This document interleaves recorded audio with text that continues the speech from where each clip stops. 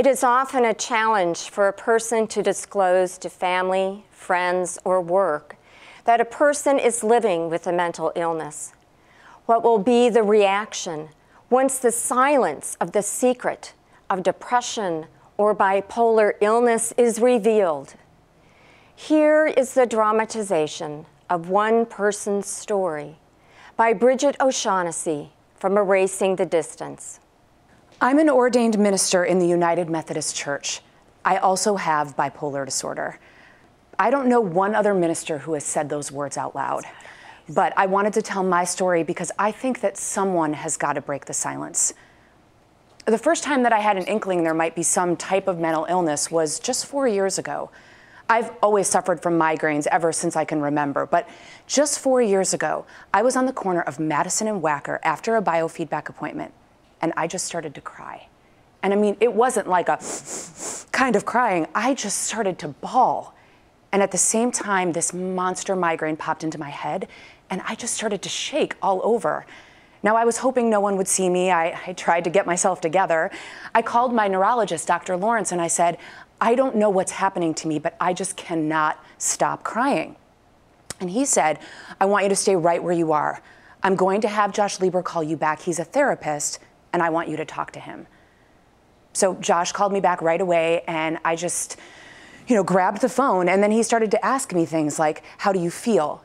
Did anything happen? Do you know if anyone in your family has ever, done this or whatever? And I just said, no. And he said, okay, I want you to come in and see me first thing tomorrow morning. Now, I was scared. I went in, and he did a family history, and I told him all sorts of things about my family, including the fact that my parents were turkey farmers. Yep, you got to get your Thanksgiving turkey from somewhere, right? So I told him things, and I started to see him not just once a week, but twice a week after that. And over time, I was telling him more and more secrets. And again, the pain of secrets that I had not really ever told anyone. A secret eats you up, like I told him that when I was a kid, I would start to hear voices. And it was terrifying. It was really, really terrifying. So I would just lay in my bed with my kid's Bible underneath my pillow, and I would lay awake all night for about a year because there was just no safe place, So I told Josh all of this and other things too. And eventually he told me, I believe that you have bipolar disorder. Now, at the time, I had no idea what that was. Now I do. I call it meds and manage. I really hate the word manage, but he also told me, he said, you are not crazy. You have a chemical imbalance in your brain, but it is not your fault. And I really did think that all of this yucky stuff, everything that happened was my fault.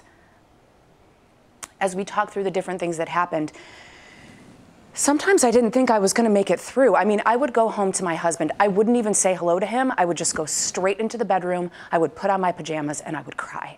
Sometimes I couldn't even get out of bed. One time I threw all my books and all my clothes all over the floor. I just wanted to do anything so that I could disappear and not think about being me. How we made it through 25 years of marriage is an absolute miracle. But the thing is, having bipolar disorder and working through all this stuff, it doesn't just affect my home life. It affects me being a minister too.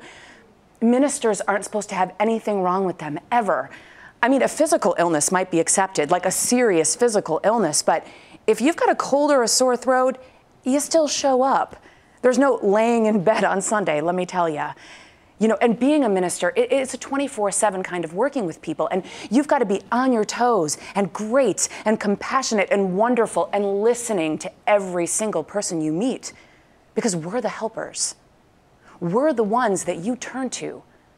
So who wants to come and talk to a minister they know has a mental illness? It's why it's very, very hidden. And then there's the whole question of how much do we let you know about us? Because once it's out there, it's like wildfire and it spreads. And what's said about you follows you. So what do I do about that? If I come forward, then I become the pity pastor, right? It's like, oh, we don't want to go to her for that because that's too much for her. She can't handle it. It's really hard to know what to do. How can I be honest about having bipolar disorder without being seen as broken? It's a lot easier to just say I have a migraine than to actually admit that I'm having a bad episode and I need my meetings canceled. I don't know, people talk about migraines in a certain way, and I just wonder if they could talk about mental illness in a certain way too. Not like you're broken and I need to fix you, or you're just a lazy person, so why don't you get a job kind of thing.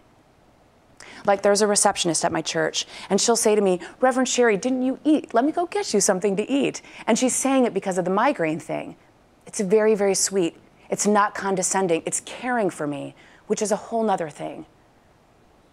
And I just wonder if my congregation would be as compassionate if they knew I was living with bipolar disorder.